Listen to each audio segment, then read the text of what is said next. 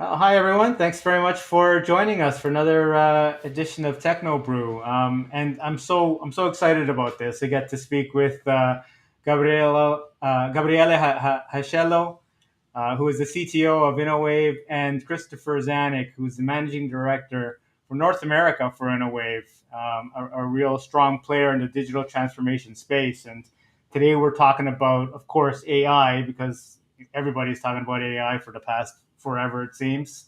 And Gabriela, you've been very busy in North America. I understand you've done like three in person, I guess, speeches throughout the U.S. I think so.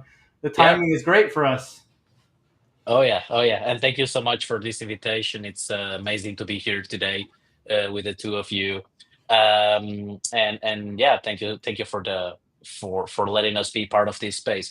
To answer or to lead on that topic.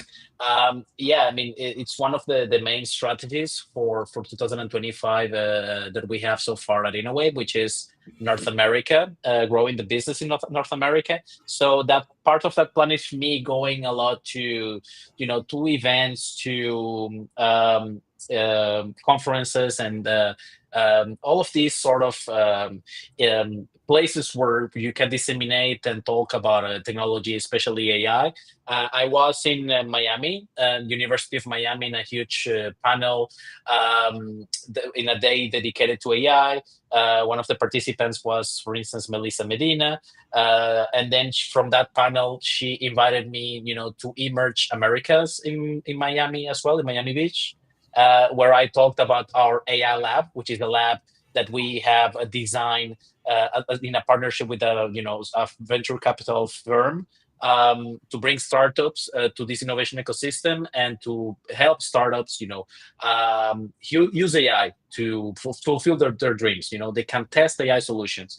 And the last one that I did was in Kansas City, in lovely Kansas City, an event called MACTA. So it's for the telco space, and I basically did the keynote intro for the day. And yes, I discussed, we discussed about AI and the revolution that has been happening so far in the industry, and has been great, and always alongside Chris here. So we have been rocking the house, going place to place, always talking about AI and making dreams come true through AI. I love that, and I love that you guys are like despite you being in Lisbon and Christopher, you're in Florida right now in Fort Lauderdale. I'm in Toronto. Like this is a truly international panel we've got going on. So, and I want to talk about the amazing dynamic that you guys have. Despite being across the pond from each other, you make it work, and it seems like you're very engaged and you've got your fingers on the pulse as well of the digital transformation landscape, which we're going to talk about. And Christopher, like maybe maybe we can start with a bit of getting to know how you got to InnoWave. We'll start with you, and then maybe going to over to you, Gabriele, and because I really want to hear your stories. Well, I appreciate that. Thanks. And yes, Gabrielle and I are a great tag team. So we'll conquer the North American market together. I actually got to Innovate through the same network that's helped me out for the past 30 years, and that's my Nortel Networks network. I know you're well aware of Nortel and their Yeah. 117 beautiful year history that unfortunately didn't work out about 10 years ago. Right. But a manager of mine who was very high up at Nortel at the very end there, Dion Janu, he knew that I was feeling underutilized and actually quite unchallenged at a prior job. So he knew of InnoWave not as a company that he had used, but because he had strong ties to the Vodafone the company called Vodafone, the telecom company called Vodacom. They made a recommendation to connect with InnoWave, and he put us together. And yeah, the rest is history. So I've been in technology most of my career, but normally on the hardware and software side of the house. This is the first foray, if you will, into pure professional services and consulting. Yeah. Yeah. It's funny how our journeys take us. I'm a telco guy myself. But you're talking about how you're back in Nortel. I was at Bell, and Nortel was part of the Bell family. So yeah, 25 plus years, despite what this face belies. This is a salty dog you're talking to right here. Right. And there's something to be said. Maybe it's the entire telecommunications community, but certainly the Canadian culture that we had at Bell and at Nortel Networks, it really built a lot of camaraderie, right? And these are relationships, we'll still have even though the company's been gone 10 years, they'll do a South Florida Nortel alumni happy hour once a year, and 80 people. Yeah, yeah, 80 people will show up 10 years yeah, later. So it's wonderful. yeah. Anyway. I'm going to one. I'm going to one in June, so that's Oh, hilarious that you're mentioning that. It's funny. Very How nice. about nice. you, Gabriele? Oh man, I mean, been working in the IT and technology industry for around 15 years, and my journey through InnoWave is quite, I would say, interesting because I started in 2015 as a developer, and then you know I always liked being involved in everything because I really like learning and helping as much as I can. So from that point on, I grew in the company as a tech leader on a lot of things that we were doing at the time. And one thing led to the other, and I found myself being a director of the innovation area. Then I decided that I needed a break because sometimes that's necessary. So I left the company and moved to abroad to the Middle East and spent 2 years there. And at the time, our CEO and founder Tiago Gonçalves, um, he always wanted me to come back. But I always told him, I'm going to come back to InnoWave one day, but I want to come back as a CTO. So he never forgot about that. And then 2 years later, he called me and invited me to come back to Portugal as CTO of InnoWave. And I gladly accepted the challenge. Um, so my journey has been amazing so far. I started as a CTO when I was 35 years old. I'm 37 right now. Yeah, So, being 35 and, be the responsible for technology and innovation of a whole group is quite demanding and intimidating. But here I am, and it's all about, my colleagues and everything that we have built together, just like Chris. So, yeah, I'm definitely not alone and really, really like working in a team. yeah, for sure. And I really love there's both of you obviously bring something to your winning partnership. So I wonder if maybe what is it, Gabriele, that you bring, and Christopher, what do you think that you bring, and what makes you guys such a winning dynamic? Because clearly, like I can see the camaraderie there and the mutual respect, and when you were talking before we started the live stream about your joint effort. So. That's something that either happens naturally or you work really hard at it and you get it eventually. But I get a sense it's a bit of both. I mean, I can start this one, Chris, if you don't mind. So, basically, there is always a click. Okay, so since the beginning, and since I met with Chris, there was a click because I was very interested on his demeanor, the way that he works with things, how energetic he is. And for Yeah, me, you can be the most knowledgeable person in the world. You can be very technical. You can be very business savvy. But if you don't have the strength and will to persevere every single day, to have this energy, you are losing the battle. yeah, So it really inspires me to work with people like Chris, with all of the energy in the world. And I think that from that point on, we just clicked, and I'm the technical guy. My role in the company is to talk about technology, grow technology, live in the future, right? And living in the future means being able to know what is going to happen in 5 to 10 years, and so on and so yeah, on in technology. And nowadays, everything changes so fast. So it's difficult for me and for every other tech leader to be aware of everything that is changing around the world. But imagine someone like Chris, he's more of a business person, a business developer with a technical background, but it's more of a business developer. So he needs me. He needs me quite a lot to understand everything that is happening in the world. So this is how we work. I always, feed him with all of this data. He comes to me, he asks me, He wants to know. He's very curious. So I'm always feeding him with all of these new advancements and innovations around the world, especially in AI nowadays, data and AI. So that's how things work. And then when he needs me, I go. When I need him, he comes. And it's very natural. Yeah. Gabriel's the brains behind the operation, Carlos. It's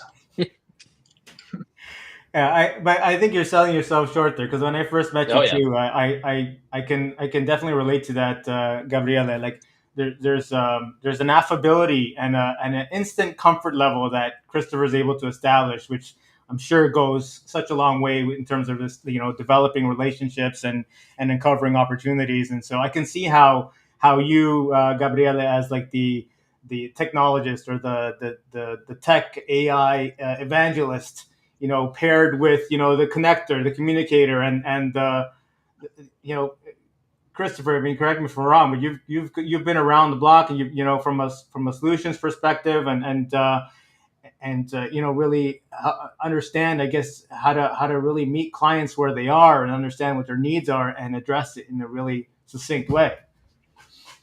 Yeah, I like the way you said it, to meet clients where they are, Carlos, because in the almost 30 years I've been working, it's always been on the front end of the business, right? So it's always concern about what does the customer really need? What is the customer really saying? So whether it was Nortel Networks with 100,000 employees and like the 11th largest market cap in the world, or to a small company that I partially owned and ran here in South Florida with one employee and selling into the local market. At the end of the day, it's just always been putting my shoes in, putting my feet in their shoes to realize what is it they need to succeed.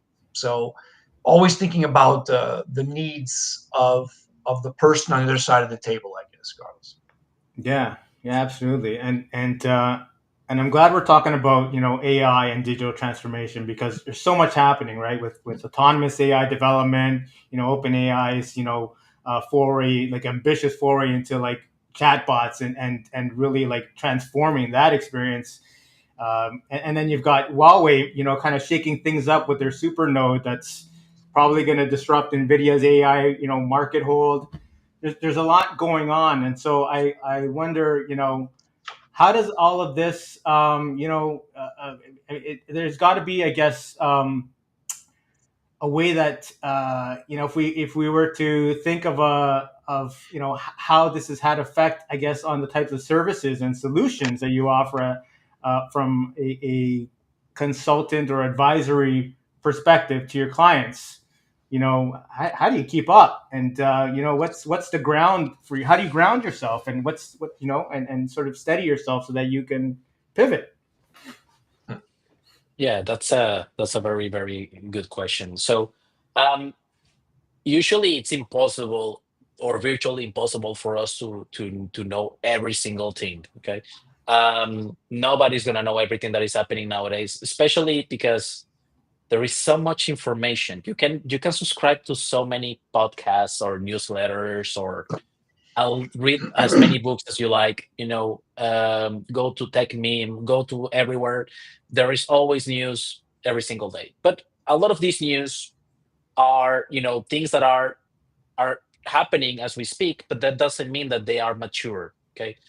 Usually, what we try to do is to solve problems, to solve headaches through innovation, through technology. And that means that we need to come up with a solution that is cutting edge, but at the same time has enough maturity so our customers are not left hanging with something that is not properly scalable and doesn't properly work. Okay. So we work a lot with partners, technology partners. We Yeah, partner a lot.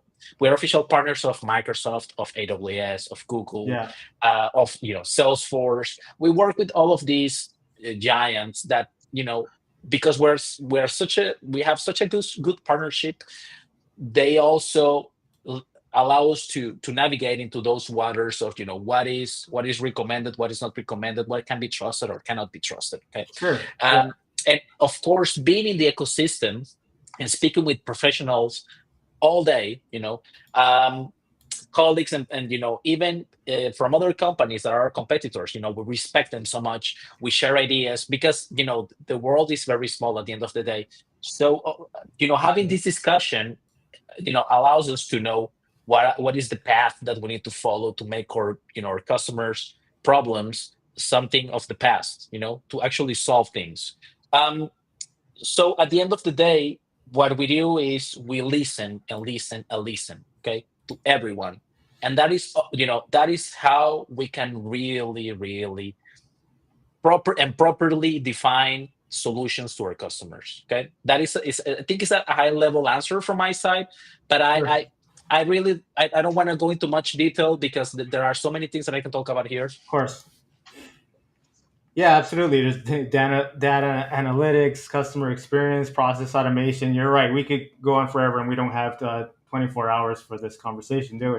So, Well, look, one of the listeners just posted that there's too much information out there sometimes. That was from David Navarro, and that Mm. is a valid point. And I think that would be why you would want to contact a consultancy or a third party like InnoWave, right?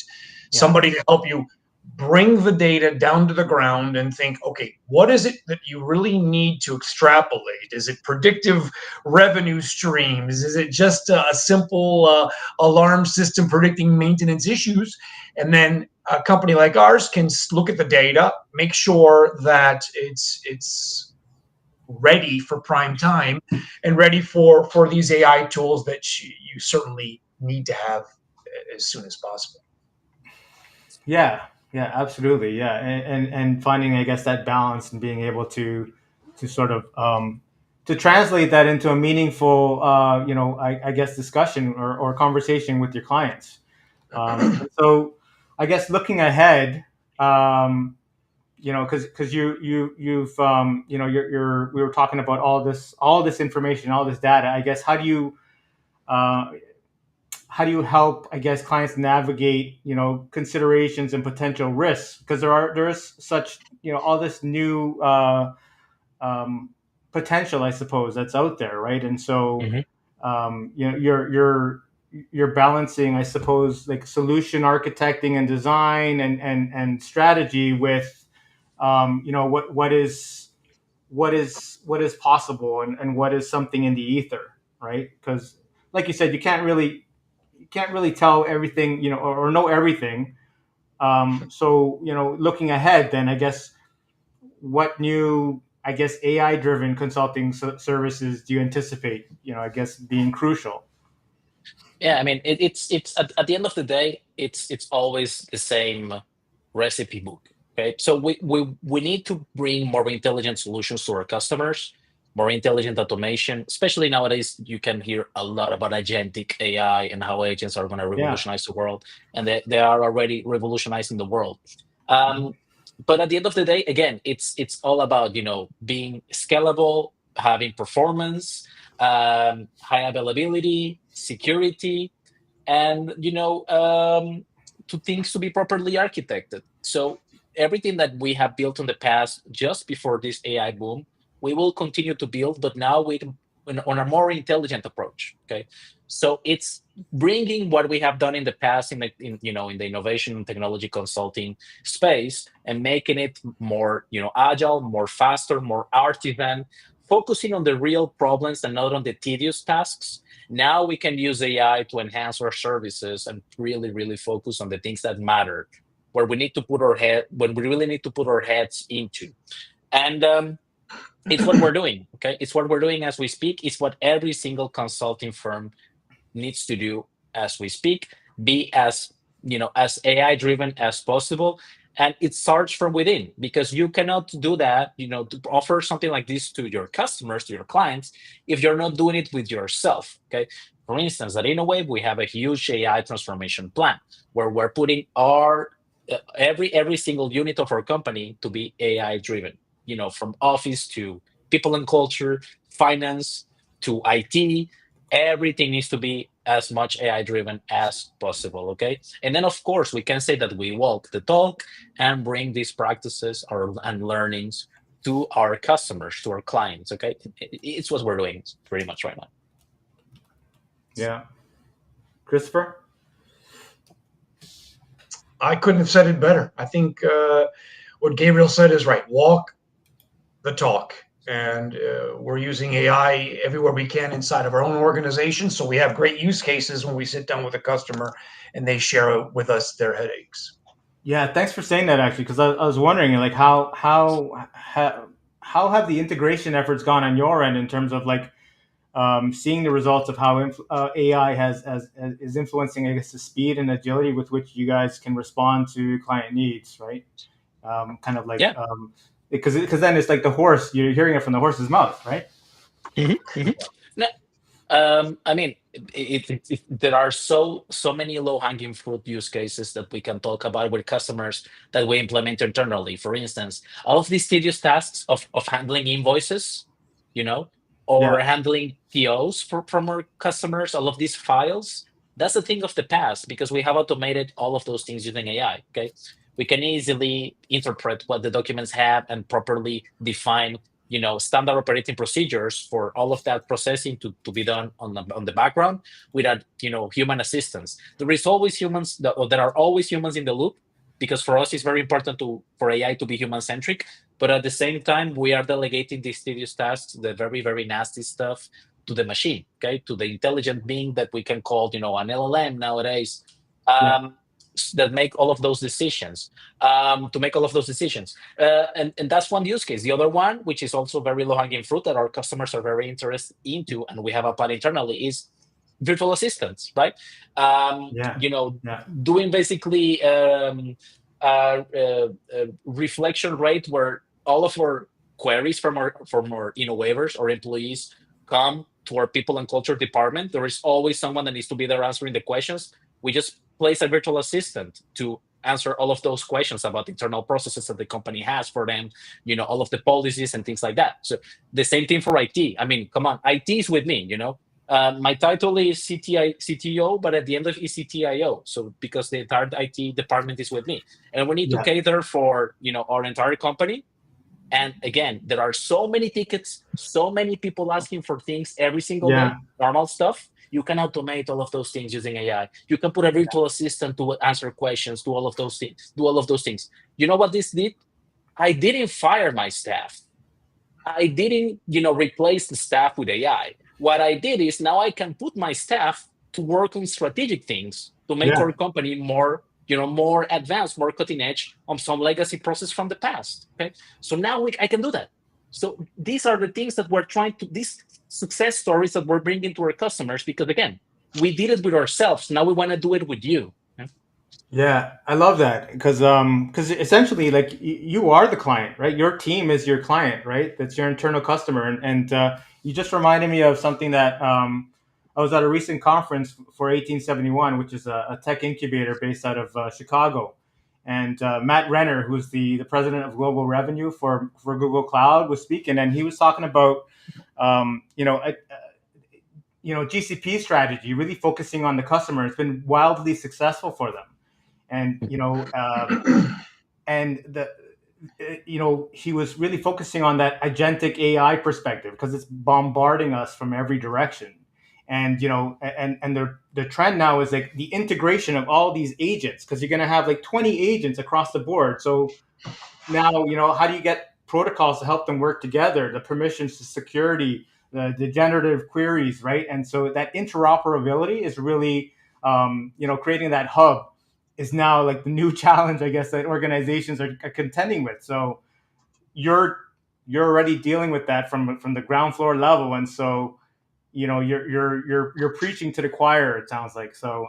Oh I yeah. think that's really great. But it's a great point that you just made, which is you working with agents, and we do have a what we call our internal agentic AI solution is called InnoWave, and we started this journey implementing agents last year, of course, but nowadays you have so many different things and frameworks and official protocols that the industry is trying to make a standard for these communications, between agents. For instance, Google just announced their A2A protocol, to communications between agents. Yeah, Anthropic, they defined the MCP.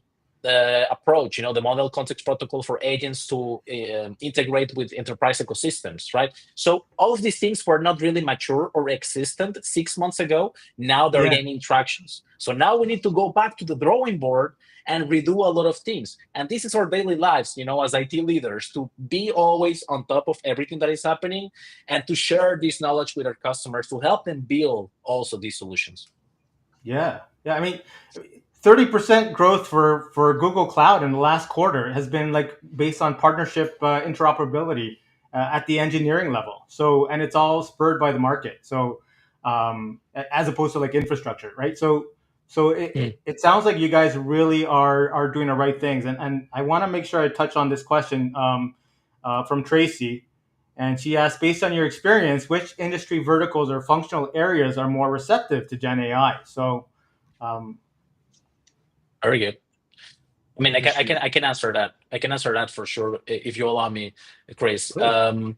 But So the first one that we have seen gaining a lot of traction is in the telco space. The telco space.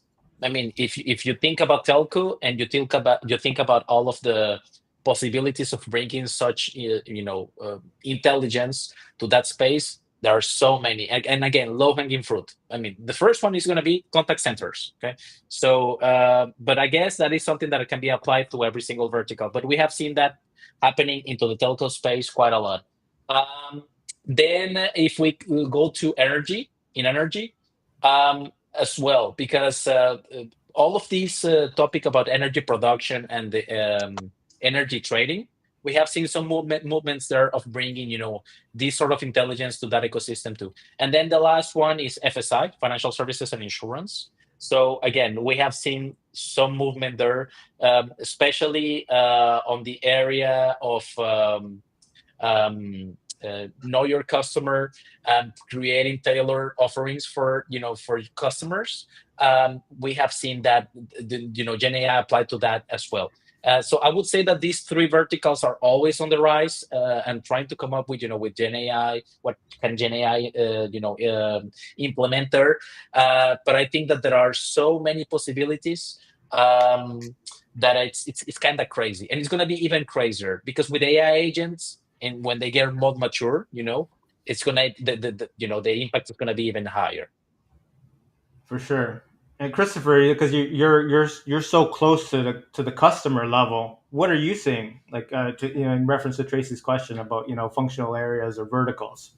yeah, sure. So, I mean, on the front of the business, there's still a lot of old school people like me that want to own the email from start to finish, right? Rather than have Copilot or something else come in. But even then, the basic blocking and tackling, you can see it just cleaning up wording on documents, whether it's contracts, emails, PowerPoint, etc., are simple and essentially free ways to use AI on an hourly basis, right?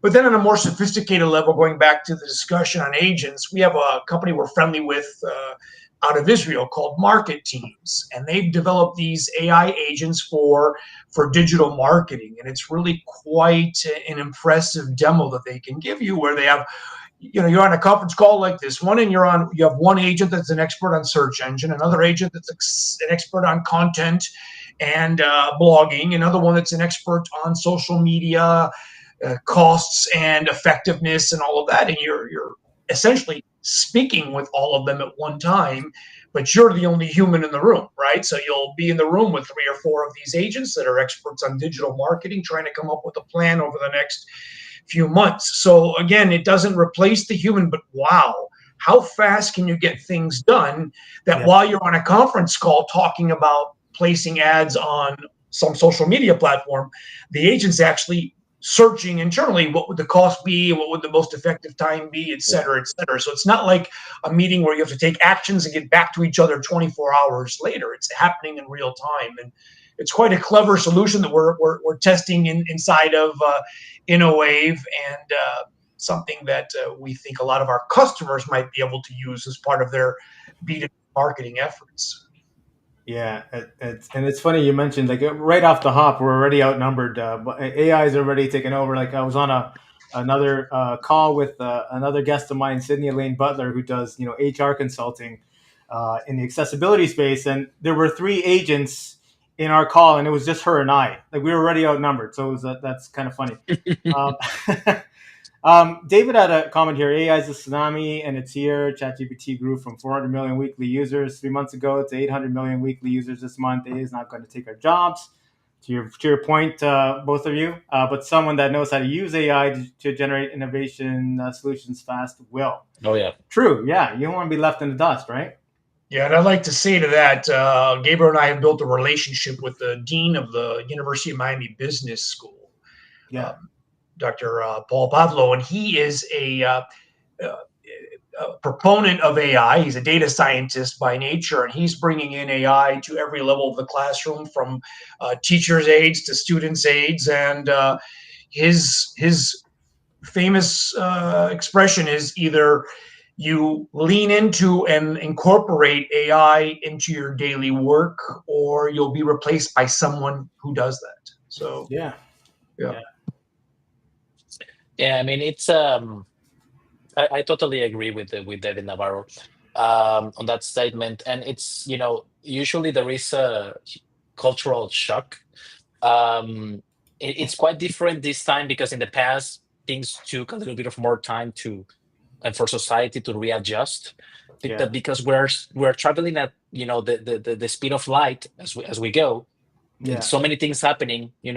Sometimes there is such an adversity to change and fear of change, but Yeah. at the end of the day, if you really want to win, you need to embrace that change and evolve alongside that change. Okay, I mean, this happened with the industrial revolution, it happened with the calculator, it happened with gazillion other things. Of For course, sure. this one probably is going to have more impact because it's kind of crazy. But there is room for everyone to be a part of this. It's just that you need to know how to work with it and to make yourself better. There is actually a very interesting book. It's not a new book, but I always quote this book is from Ethan Mollick. It's called Co-Intelligence. And basically what he's saying is we need to be cyborgs. Okay. So at the end of the day, a cyborg is half a human, half machine. In this case, you're a human, but you're enhancing yourself through AI. So that's the simple answer. Enhance yourself with AI. That's going to take a little bit of adjusting from your side, sure, but it's going to be very, very positive for everyone in the long run. Yeah, no, I like that. You reminded me of a friend of mine who's also a guest, Troy Latter, who's the CTO of Unisys for Asia Pacific. We touched on that kind of like transhumanist kind of vibe there, where it's inevitable, right? And also like there's always like whenever there's this paradigm shift in technology, like we're seeing today, we're in the middle of. There is that initial like shock to the industry where jobs perhaps are displaced to a degree, but then they're replaced by new jobs, new opportunities that we can't even perceive or conceive of today because we don't even know that we're going to need them and that they're going to exist 5 years from now, 2 years from now, 10 years from now. So definitely, right? Get Yeah. on that wave, ride it, immerse yourself. I think is really, really important. If I could, I wanted to kind of like touch a little bit on, because you kind of touched about it, like navigating kind of like, I get, uh, I guess we're alluding to like navigating ethical considerations, potential risks associated with implementing AI powered solutions, and I'm thinking about, you know, uh, AI agents, emerging as a new threat to blockchain security. And Mm. Christopher, you're going to be at a blockchain event, and I'm grateful that you're here with us instead. Thank you. But so how do you help clients navigate those considerations? Because you can't really ignore them Yeah, as much for as you sure. might want to, right? You want to take this one, Chris, or I can talk about this topic as You well. can talk about this topic all day. Go ahead, Gabriel. No, I mean, it's in Portuguese we have a say which is for situations like this, is a sword with two ends, right? So basically, you can kill with the sword, but you can get killed as well by using it. So it's yeah, it's like a double-edged sword, I guess that's a proper way Yeah. to say it in English. But at the end of the day, everything needs to be regulated. Okay, that's a very important point. Regulation. I'm very, let's say, provocative about this topic because I live in Europe and I work in tech, and sometimes it's very annoying to live here and work in tech because everything is so regulated. You want to innovate and you hit the walls all of the time.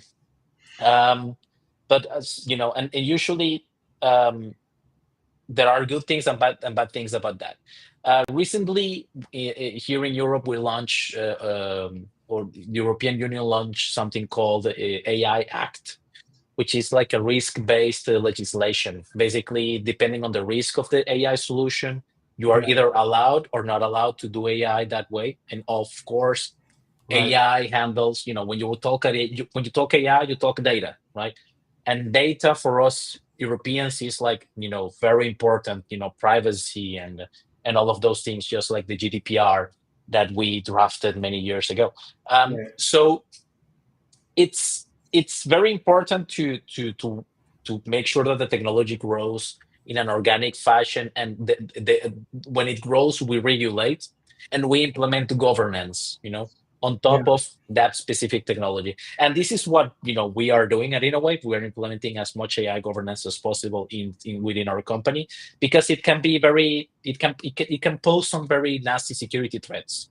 And it's not easy because you are trying to change the culture of a company in the sense that, guys, use as much AI as you can. Everyone, go crazy, go nuts, use Yeah. AI, do vibe coding. You in marketing, you can generate this much content by using ChatGPT. You in Yeah. development, you can generate a very easy web front-end application in like 5 minutes. Okay. But at the same time, when they go crazy, they are sharing sensitive information. Yeah. um, or you can see all of these AI agents that join meetings to take notes. Okay, where is that information going? Is it Yeah. safe? Where is it hosted? The data, is it in America and you're in Europe? Is it in China and you're in America? Like, careful with these things. Okay, Yeah. so again, it's something that I like to say that we need to sleep with one eye open. Okay, always making sure that when you use this technology, you are properly regulating the technology in your ecosystem. But again, taking these practices that you have learned and bring them to your clients, to your customers, because they lack sometimes the maturity on these things. And for us, it has been, a great learning process. We have something called a quality team that handles all of these things. Okay, from GDPR to AI Act to, all of our certifications that show that we do Yeah. things with quality. Um, so at the end of the day, this is my recommendation to everyone listening to the podcast as we speak. Use it, but implement governance and regulation inside and outside. Yeah. And Carlos, I Yeah. would just add, for me, it's a pleasure working with a Portuguese company, because they really, the Portuguese culture really is full of innovation, right? They've got 1,000 years of innovative vision in their DNA. However, they're also extremely serious when it comes to the need for governance and reasonable regulation. At the end of the day, it's part of the European Union, so you get the best of both worlds with working with a company like InnoWave from Portugal. Yeah, for sure, and you have to work, I guess, Gabriele, like to Christopher's point there. You're working with that Digital Services Act framework, kind of like you're beholden to it, and we don't really have anything. I mean, we have the beginnings of it, perhaps a bit in Canada, but in the states, it really doesn't really exist something to that extent that I'm aware of. Although I think probably maybe coming along. I mean, it's hard to tell what's coming down the pipe, to be honest with you, Christopher. Maybe you've got better line of sight to that. I'm in Florida, so we're sometimes like the Wild West over here. So Okay, yeah, duly noted. I mean, there was something that right, it started in the past before the current administration. If we're talking Yeah, about America, yeah, it was the AI.gov initiative. But if you go to that website right now, you will see something entirely different. yeah, Um, it's false. and and I think that the way that the America works, it's very, federal in a way. Each state has its own laws and ways of regulation. For Yeah. instance, California is working quite around the clock to make sure that they protect their script writers, for TV shows and cinema and things like that, showrunners. They're trying to protect their people from AI replacing them just like that. So it really depends on the state, but I do know that in America there has been some movements about this regulation. I don't know them by heart, of course, because I usually focus more on Europe, but I should be a little bit more informed about that, and I'm gonna do it so for sure. All right. All right. No, I appreciate that. Yeah, and I'm the first one to kind of admit when I don't know anything, because I'm not the subject matter expert. That's why you guys are here, and nobody really wants to hear from me anyway. So glad you guys are here for That's not true. Come on. that. So I mean, I guess we kind of interesting. I wanted to get to this topic because we kind of got it to organically here. You're in Europe, Gabriele. Christopher, you're Mhm. in Florida. You're in the United States. So I guess, given your global presence, what are you observing? I guess what are the significant regional differences with, I guess in the adoption and application of AI within the, digital transformation consulting space? Are there specific countries or regions that are leading the way in terms of like, this innovation perhaps, and what other markets can learn from that? Yeah, I can start with this one. So it's quite funny because when I just like I said in the beginning of the podcast some minutes ago, I have traveled in the past months to America, been in different states, and in Europe we know all about AI. We're always talking about AI, but it's different because everyone knows what ChatGPT is. That's it. Okay. They have heard about it. My wife has heard about it. Okay. She never used it. Okay. Some people are starting to use it, but Yeah. not really on the professional lives. Maybe people working more on the digital experiences side, they are using AI, but it's very lightweight. It's not like something like hardcore usage, unless you're working on the IT and technology sector. In that sector, everyone is using it like crazy. Now, see me flying to America and landing on the airport and going to the hotel, and I turn on the TV. And one of the first things that I see is in like network television commercials about AI agents all the way from huge Hollywood actors, talking about AI agents. I'm like, what the hell is going on here? Because if I turn on the TV in Europe, you don't see anything like that, okay? Right. You will see other commercials, okay? But you won't see a commercial talking about AI agents, Yeah. especially from Hollywood superstars, okay? Right. So the culture is different. In America, everything is so much like accelerated.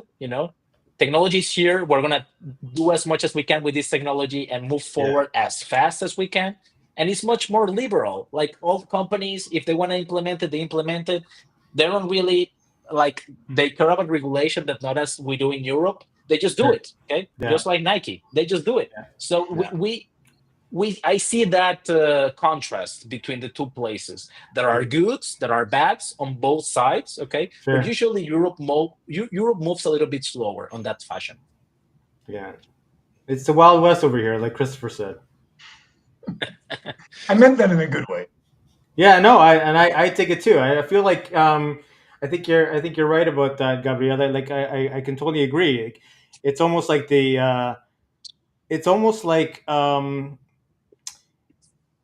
zeitgeist is like we're on par in terms of like the adoption curve, right? The general public in North America is acutely aware. Like I use AI every day. My wife, she's an educator, she's a professor at a college, and she uses it every day as well. And at first there was a bit of hesitance on her part because students were using it to do their homework and to submit reports and whatnot, but they were using it terribly, and it was so obvious they were using it. And so the faculty was like, "Well, this is nonsense. What do we got to stop this purge, this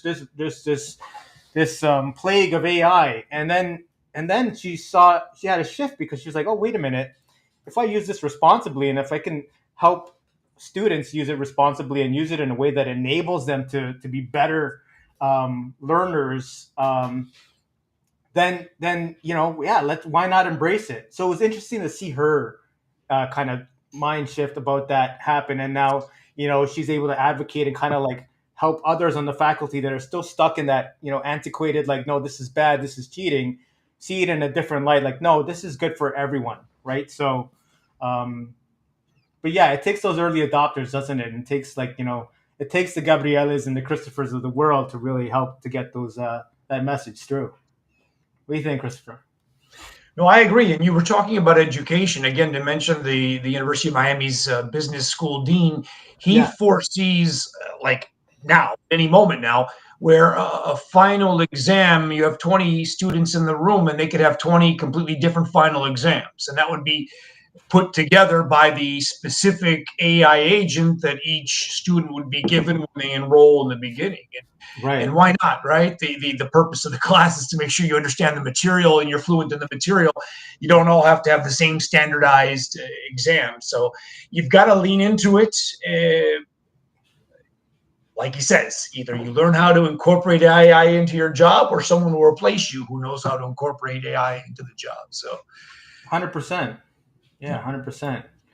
I want to be mindful of the time here. We've got like maybe a little bit under 13 minutes left, and such a great topic. I feel like we're having we're on a really good roll here. So I did want to kind of shift gears a little bit. I want to talk about how AI has influenced, I guess, maybe your strategies, Gabriele and Christopher, when you're building out your team here in North America, um, for hiring and talent. Like, what has it meant for you? What do you Has it changed? Like, when you're looking at the skill set and competencies of the people that you're bringing on, like, and I ask this from like a personal interest perspective, because I'm in the field, and I'm sure people also maybe wanting to break into the digital transformation consulting space will want to know, what do I need to be attractive to Christopher and Gabriele, for opportunities in the future. Yeah, it's a very good point. So when we talk about AI, we can talk about many, many disciplines within the AI space. Okay. Of course, nowadays, any professional that to work on the IT, sector on the technology side of things, he it's always important that he knows what we're talking about when we talk about Gen AI, LLMs, frontier models, you know, AI agents, all of these things, which are sort of a revolution in the last years in the tech world. They need to know what it is and at least have worked with it. But there are so many other aspects that are still very relevant on any CV, on any professional that wants to work with AI. Let's basically put it like this: working with LLMs or working, with generative AI, we're talking about the non-deterministic behavior. Okay, you are not gonna put an LLM to basically control an airplane nowadays. That's crazy. Okay, so if you want to talk about critical systems, if you want to talk about reliability, you need to go back to the traditional stuff. Working with traditional machine learning, deep learning, all of these predictive analytics models. Back to the basis. Okay, back to the basics. And when we look for professionals to work on the AI space, it's not only about that sort of field of LLMs and Gen AI. They need to know a lot about math, statistics, things like that are very, very important to us. Okay, so at the end of the day, it's a data science practice that we're looking for. But again, now needs to be complemented with these new practices, these new approaches of working, with generative AI and LLMs. It's also important to take a note that the tools that we use to do interviews and exercises and things like that have also evolved, and they use AI to help us evaluate those candidates. Okay, so again, we are using AI to evaluate AI Right. candidates. So it's kind of Interesting. fun. But yeah, we added a new tool to our talent acquisition tooling pool to help us with the interview process and the exercise, and to Right. even even understand the behavior, the demeanor of of a candidate. And again, we use AI for those things, not for everything. There's always humans in the loop, always humans in the loop. But again, we are getting reports from an intelligent component that fits our report with more details automatically.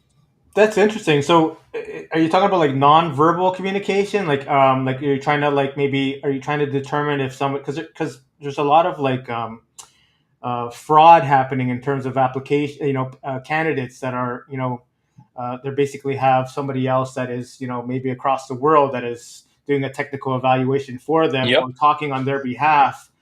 Is that Yep. what you mean when you talk about those like nonverbal communication tools? Yes, I mean you have tools. They have existed quite some time now, but now they're getting better and more intelligence because of this revolution of AI and Gen Yeah, AI, and we can easily control if they're doing a test and they go to the outside to check for information, or we can check their demeanor if they are nervous, if they're sure. confident. It's reading body language and things like that. Yeah, But again, it's always in a way that we do it in a controlled fashion, because again, sure. Europe is very strict about these Yeah, things. yeah, So we never store this information, we never use it for other yeah. purposes. It's only for us to understand if the candidate was you know more prepared for the exercise that we wanted him or her to solve. Sure. And I guess it depends too on what the exercise is, right? Like if it's a coding exercise, you may care less about how they're like if they're looking at you in the eyes. It may be more about Yeah. their skill, right?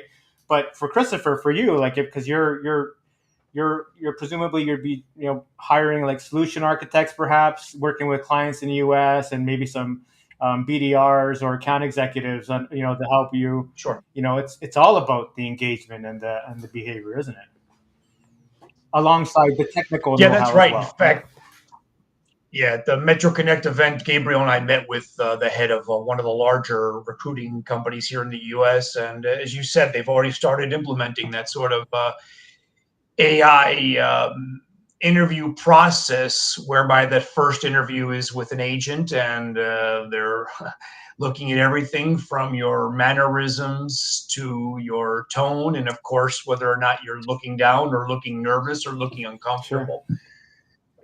Yeah. Yeah. Now they actually went one step further, and the first phone call was a non-human agent, if you will, as they're trying to recruit companies to use their services. And Sure. I was surprised. I mean, it was too soon to say whether that was going to be Yeah. successful for them or not, because they had just recently Yeah. implemented it. But I could see many people, especially the older generation, being turned off by getting a first phone call by a non-human Yeah. agent. We'll see how that works over time. I don't think the younger generation cares one way or Yeah. another, but I don't know that I would take the services of a company whose first call was an agent. Maybe I would, maybe I Yeah. won't, but they're doing that already in the recruiting world. Yeah. So your questions are It's definitely a contentious issue, and I've got my like I love AI, and I'm an early adopter, and I'm an advocate for it.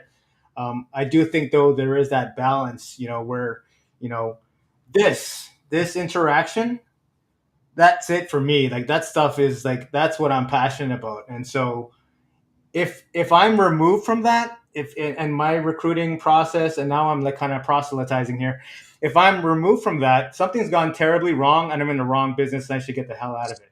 That's just my thought on that, and I'll just leave it at that. uh, yeah.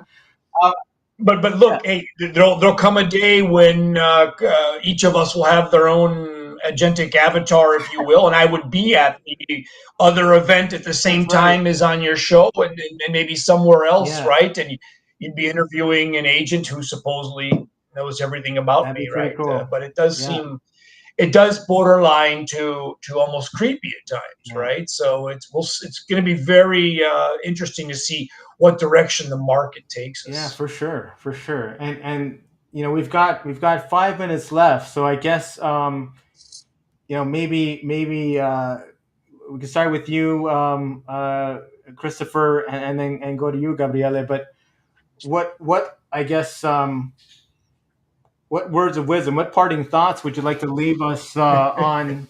So that something maybe we haven't touched on that the audience could benefit from. And I think they're benefiting from everything. This conversation's been like off the No, chain. I love it. I appreciate that. I think the words of wisdom will come from Gabriel, but what I would suggest, especially because I'm not an engineer by trade, right? I've worked in technology my entire career, but I wouldn't consider myself on the bleeding edge of technologies. I'll stand back and, you know, let my neighbor put Wi-Fi 7 for a few weeks before I upgrade to it. But I would just suggest, you carve out 20, 30 minutes a day and get online and study as much as you can because it's changing so quickly. In fact, Gabriel and I were talking beforehand. Hey, if he asks where do we see AI 5 years from now, we both agreed we don't know where we see AI 5 days from now, right? So I would just say set aside some time as you do for meditation or you do for exercise, and you make sure you're just focused on what's the latest and greatest with AI in your industry. 100%. And test it out. Like Gabriel would say, test it out. If it works, incorporate it. If it doesn't, then get rid of it. Gabriel introduced me to an AI agent that can just be your companion. There's a company called Sesame that has a woman's voice named Maya that you can just pull up while you're working and talk to her during the day, like you might someone in the cubicle next to Right. you, Yeah. right? And my wife came in, and I guess Maya Gabriel has a little bit of a flirtatious tone to her, right? Yeah. And my wife ends up having a small fight with her. He says, "Who are you? Yeah. You have no value to Yeah. this. Get out!" Right? Tread So carefully. we don't use Maya any That's longer right. now after my wife Yeah. had a fight with Yeah. an AI agent. But these are the things you're gonna have to find out with on your own, I suppose. Yes. User Gabriel, beware. Yeah. I've teed you up. Go ahead. Oh, that was great, Chris. That was great. Honestly, we're in a point where either things stay the same for quite some time or we evolve to the next stage. If you have heard about the 5 levels to AGI, and AGI stands for Artificial General Intelligence, and that's like one of the ultimate levels where AI has reached a point where it can function without human supervision whatsoever, and it can really, really act as as a person at the end of the day, creating things, making decisions, learning, and it's quite scary. Okay, and right now that's like level 5. We are around level 2.53, where we have agents. We already Yeah. have achieved reasoning. Okay, and the reasoning at the end of the day, it's sometimes it looks like smokes and mirrors, because at the end of the day, for people that really understand how the technology works, Yeah. you are just not just, but what these models are doing is they are predicting the next words that they're going to say to you, because Yeah. they have been taught to do that in that way. That's why some models, they are more left leaning, right leaning, or whatever, Sure. because they go through this fine tuning and then reinforcement learning to Yeah. properly give these answers to the users at the end of the day. And for reasoning, they have learned quite a lot about problem solving, math, and physics, all of these disciplines at the end of the day. And there is some very, very interesting magic happening inside of that ecosystem. If I knew how that magic was, I would be billionaire right now, but I'm not. Yeah. So I don't know how to answer that question. But what I do know is that I'm not really sure if in the upcoming years we will go to AGI. Some people say that maybe in 2 years' time we're gonna be Yeah. there. Some Yeah. professionals say that in 5 years' time we will get there. Some Yeah. other very, very good scientists that understand this field as well say that the current technology is never gonna go there. Okay, so you have a little bit of everything. Okay, Yeah. and I don't know how to answer that question, but my point is we need to, and the message that I want to give to everyone is use the technology, embrace the technology, and follow the technology. Because if you basically are dormant and sleeping and not really making yourself a cyborg, just like I mentioned before, someone else is going to do it. Okay, so you need to prepare yourself to be, ready for the future. And the future is all about AI. That's a given. That's a given. It doesn't really matter if it's AGI or not. It's going to Yeah. be about AI. Okay, Yeah. so learn, change your culture, and for CTOs, CIOs, and directors, culture is everything.